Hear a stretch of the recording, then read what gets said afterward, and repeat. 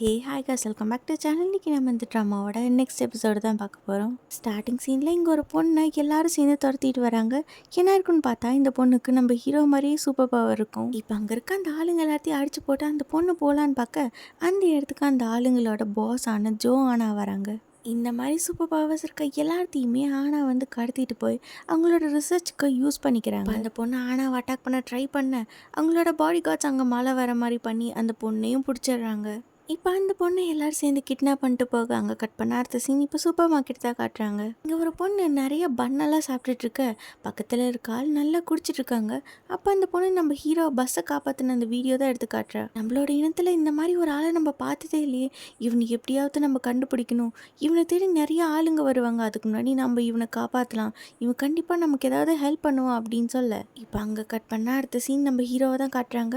அந்த பஸ்ஸில் இருந்த மக்களை காப்பாற்றின நம்ம ஹீரோவை வேணும்னே அவர் தான் பஸ்ஸை தள்ளி விட்டாங்கன்னு நினச்சி போலீஸ் அரெஸ்ட் பண்ணி ஜெயிலில் வச்சிடுறாங்க. கடவுளை எப்படியாவது என்னை இந்த ஜெயிலேருந்து காப்பாற்றுங்க, நான் எந்த தப்புமே பண்ணலை அப்படின்னு சொல்லி நம்ம ஹீரோ பயந்துட்டு இருக்க அந்த டைமில் நம்ம ஹீரோக்கு அவங்க அப்பா கொடுத்த விசிட்டிங் கார்டு ஞாபகம் வருது. ஏதாச்சும் பிரச்சனைன்னா கால் பண்ணுன்னு சொல்லியிருக்காங்களே. இப்போ நம்ம ஹீரோ கால் பண்ண தன்னோட பேர் தான் அப்பாவோட பேரெல்லாம் சொன்னதும் அந்த லேடி ஒரு புக் எடுத்து அவங்களோட ஹிஸ்ட்ரியெல்லாம் பார்க்குறாங்க. கொஞ்ச நேரத்தில் இந்த போலீஸ் ஆஃபீஸர் நம்ம ஹீரோவை ஜெயிலேருந்து ரிலீஸ் பண்ணிடுறாரு. எப்படியோ போலீஸ் ஸ்டேஷன்லேருந்து அந்த லேடியோட பாடி கார்ட்ஸ் எல்லாம் நம்ம ஹீரோவை காப்பாற்றி கூப்பிட்டு போயிடுறாங்க.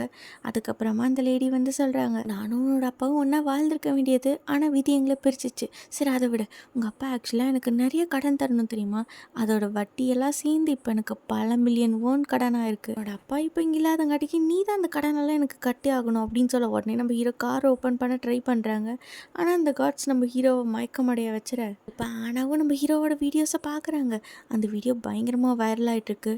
அதனால இப்போ அவங்களோட அடுத்த டார்கெட் நம்ம ஹீரோ தான். இந்த மாதிரி சூப்பர் பவர்ஸ் இருக்க ஆளுங்க எல்லாத்தையுமே பிடிச்சிட்டு வந்து அவங்களோட பவர்ஸ் எல்லாம் எடுத்து அதை வச்சு பயங்கரமாக ஏதோ ரிசர்ச் பண்ணிட்டு இருக்காங்க. இப்போ தான் கண்டுபிடிச்ச அந்த மருந்தை டெஸ்ட் பண்ண சொல்ல அங்கே இருக்க டாக்டர் முடியாதுன்னு சொல்ல ஆனால் அவங்கள போட்டு பயங்கரமாக அடிக்கிறாங்க. இப்போ வேறு வழி இல்லாமல் ஆனால் சொல்கிறது அந்த டாக்டரும் பண்ணுறாங்க.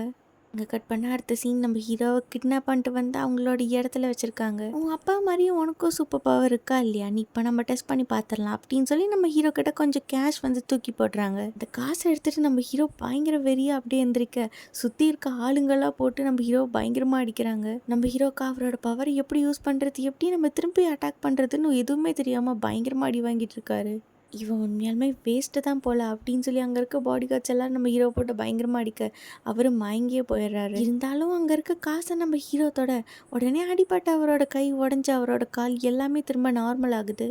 திரும்ப பழையபடி ஸ்ட்ராங்கான நம்ம ஹீரோ இப்போ வாங்கடா எவ்வளோ பேர் இருந்தாலும் நான் பார்த்துக்கிறேன் அப்படின்னு சொல்லிட்டு ரெடியாக அப்படியே அந்த காட்ஸ் எல்லாம் நம்ம ஹீரோவை அட்டாக் பண்ண அவரெல்லாம் எதிர்த்து ஃபைட் பண்ண முடியல, பயங்கரமாக அடி வாங்குறாரு. நான் ஒத்துக்கிறேன், நீங்கள் தான் வின்னும் போது என்னை விட்டுருங்க அப்படின்னு சொல்லி நம்ம ஹீரோ கதற அவங்கெல்லாம் போட்டு நம்ம ஹீரோ புரட்டி இருக்கிறாங்க. கடுப்பான நம்ம ஹீரோ அங்கேருந்து ஒரு ஆளை பஞ்ச் பண்ண அந்த ஆள் பறந்து போய் செவுத்தை உடச்சிட்டு அந்த பக்கம் போய் விழுறாங்க.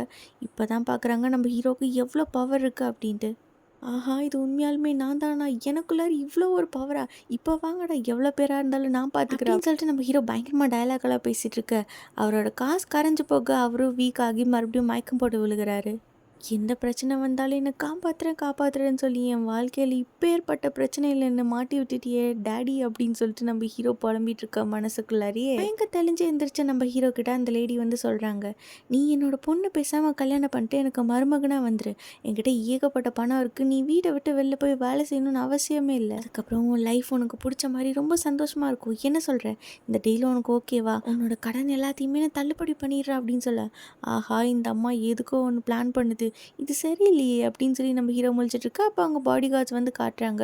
ஓ அப்போ உனக்கு ஆல்ரெடி கேர்ள் ஃப்ரெண்ட் இருக்கா, இவ்வளால் தான் நீ தயங்குற, உன்னோட இந்த கம்மியான மாத சம்பளத்தை வச்சுட்டு உன்னால் அவங்களை எதிர்த்து ஃபைட் பண்ண முடியாது, உன்னை தேடிட்டு ஒரு கும்பலே வருது, இந்த நிலமையில நீ வெளில போனால் ஒரு நாள் கூட தாங்க மாட்டேன், ஒழுங்காக நான் சொல்கிறது கேளு, என் பொண்ணை கல்யாணம் பண்ணிக்கோ, அவ என்ன மாதிரி ரொம்ப அழகாக இருப்பா அப்படின்னு சொல்லிட்டு நம்ம ஹீரோவோட ஷூ கடையில் ஒரே ஒரு நோட் இருக்கிறத பார்க்குறாரு. அதை எடுத்துகிட்டு அப்படியே அந்த விண்டோ உடச்சிட்டு கீழே குதிக்க எப்படியோ ஒரு வழியாக அங்கேருந்து தப்பிச்சு நம்ம ஹீரோ வீட்டுக்கு வந்துடுறாங்க. எப்படியோ அந்த பைத்தியக்கார கும்பல்கிட்டேருந்து நம்ம தப்பிச்சு வந்துட்டோம்டா சாமி அப்படின்னு சொல்லி நம்ம ஹீரோ வீட்டுக்குள்ளார போய் பார்த்தா அந்த இடத்துல நம்ம ஹீரோயின் இருக்காங்க. நம்ம இவ்வளோ கடன் பட்டிருக்கோம் நம்ம அப்பாவால் அப்படிங்கிற விஷயத்த மட்டும் இவகிட்ட சொன்னோம், இவ உயிரோட நம்மள எரிச்சே கொன்றுவா. அதனால் எதுவும் சொல்லக்கூடாது அப்படின்னு நம்ம ஹீரோ மனசுலேயே புலம்பிட்டுருக்க. அப்போ நம்ம ஹீரோன்னு அந்த வீடியோ காட்டுறாங்க. இந்த வீடியோவில் இருக்கிறது நீ தானே, இந்த பஸ்ஸில் இருக்க எல்லாத்தையுமே காப்பாற்றுற அளவுக்கு உனக்கு பணம் எங்கேருந்து வந்துச்சு சொல்லு, இவ்வளோ பணம் உனக்கு எங்கேருந்து கிடைச்சிது அப்படின்னு நம்ம ஹீரோன்னு கேட்க, அது அந்த பணம் என்னோட அம்மா தான் கொடுத்தாங்க. எவ்வளோ கொடுத்தாங்க? 30 மில்லியன் ஓன் கொடுத்தாங்க. உன்னோட சூப்பர் பவர்ஸை நீ யூஸ் பண்ண மாட்டேன்னு தானே சொன்னேன், எதுக்காக இப்படி யூஸ் பண்ண அப்படின்னு சொல்லி நம்ம ஹீரோ பயங்கரமாக டென்ஷன் ஆகி கேட்க, என்னோட கண்ணு முன்னாடி அவ்வளோ பெரிய ஆக்சிடென்ட் ஆகி அத்தனை பேர் உயிருக்கு போராடிட்டு இருந்தாங்க. அப்போ என்னால் என்ன பண்ண முடியும்?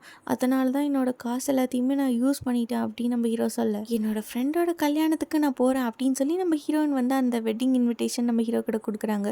தயவு செஞ்சு நீ அங்கே வந்துடாத அப்படின்னு சொல்லிட்டு அவங்க கோச்சிட்டு போக, பின்னாடியே நம்ம ஹீரோ கன்வின்ஸ் பண்ண போகிறாரு.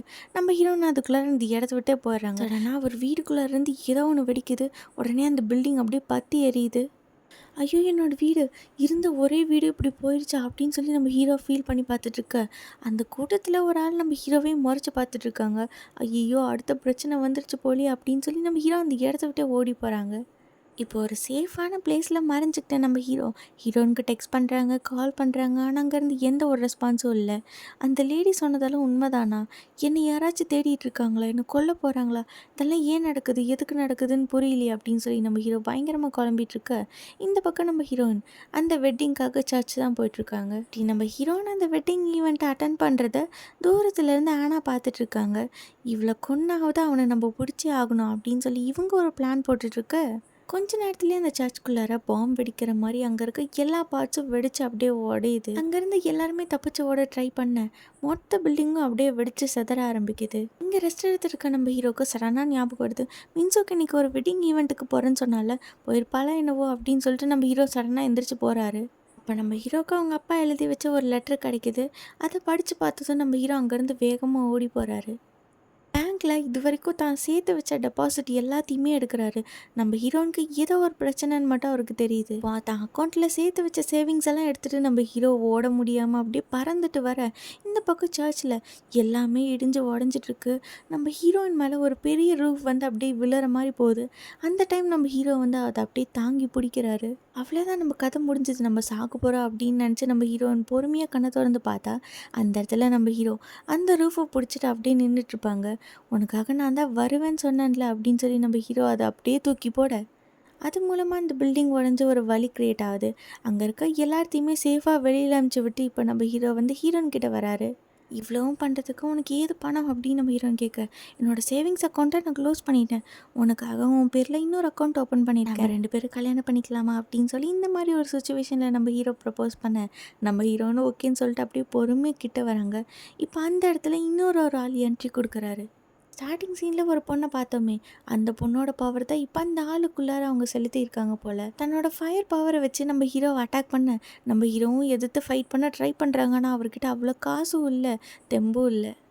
நம்ம ஹீரோ தான்கிட்ட இருக்கிற காசெல்லாம் வச்சு அந்த ஆள் கூட ஃபைட் பண்ண ட்ரை பண்ணுறாங்க. ஆனால் அந்த ஆள் நம்ம ஹீரோவை அப்படி தூக்கி அடிச்சிடுறாங்க. நம்ம ஹீரோவோட கதை முடிஞ்சுது அப்படின்னு நினச்சிருக்கு. நம்ம ஹீரோனை அந்த ஆளை டிஸ்ட்ராக்ட் பண்ணுற மாதிரி கல்லெல்லாம் தூக்கி போட, இப்போ நம்ம ஹீரோயினை கொல்ல வர ட்ரை பண்ணுறாங்க. இப்போ அந்த ஆள் நம்ம ஹீரோனை கொல்ல ட்ரை பண்ண, அதுக்குள்ளார அவர் மேலே ஒரு பெரிய பாறை வந்து விழுகுது. என்னென்னு பார்த்தா நம்ம ஹீரோ அந்த வெட்டிங் ஈவெண்ட்டில் கலெக்ஷன் ஆன அந்த அமௌண்ட்டு, அதை வச்சு நம்ம ஹீரோ அந்த ஆளை சாகடிச்சிடுறாங்க. என்ன தான் அவனை சாகடிச்சாலும் கொஞ்ச நேரத்தில் நம்ம ஹீரோ கிட்ட இருந்து எல்லா காசும் கரைஞ்சி போயிடுது. அதனால் அவரோட உடம்பு வீக் ஆகி அவர் அப்படியே அங்கே மயக்கம் போட்டு விழுக, இப்போ அந்த இடத்துக்கு அந்த லாயரும் அந்த பொண்ணு வந்துடுறாங்க. இப்போ அவங்க வந்து நம்ம ஹீரோயினை காப்பாற்ற, இதோட இந்த எபிசோட் முடியுது. நெக்ஸ்ட் எபிசோட் நம்ம நாளைக்கு பார்க்கலாம்.